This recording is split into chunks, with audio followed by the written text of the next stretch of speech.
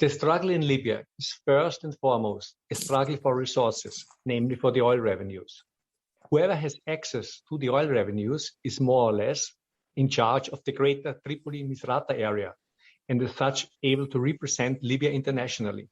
Libya's oil and gas customers pay the amount due to the National Oil Corporation bank accounts at the Libyan Foreign Bank. From there, the money is more or less automatically transferred to the Central Bank of Libya. This gives the governor of the Central Bank of Libya, Sadiq al-Kabir, a key position. He is the one financing the government. And one could say if there are rival governments, he is the one deciding to fund the government of his choice. All governments of Libya have spent the revenues, I would say, in a very uneven way between the three historic regions and have been extremely corrupt. Such a transparent management of the oil revenues based on an agreed formula for the distribution would be a tool to build confidence and take much of the heat out of the struggle for power in Libya.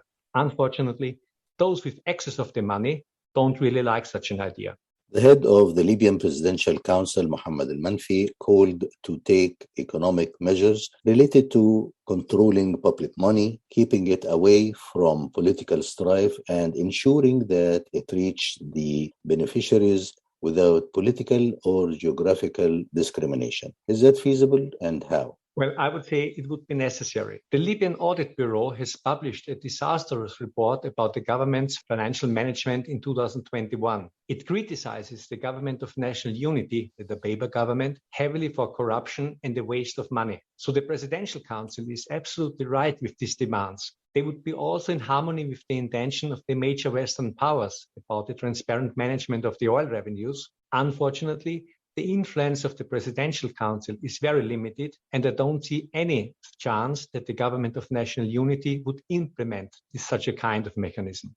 At a Tripoli press conference, Oil and Gas Minister Mohamed revealed that his ministry has presented a study to the Libyan government for the proposed Nigeria gas pipeline to Europe, planned to run through Algeria, to run through Libya instead. As major oil and gas producing countries in Africa, Libya and Nigeria ministers of oil and gas compared preliminary notes on the matter in a recent oil ministerial meeting of the African Petroleum Producers Organization. How crucial is Libya's political stability in deciding the fate of this optional pipeline? The Trans-Sahara gas pipeline from Nigeria to Europe has been under discussion already for decades. Its realization had been in doubt because of Europe's plans to shift to green energy in the next few decades, and also because of ongoing insurgencies in Nigeria and in Niger. The war in Ukraine and the energy crisis has maybe changed the prospects for a profitable operation of this pipeline, which will probably cost around $13 billion.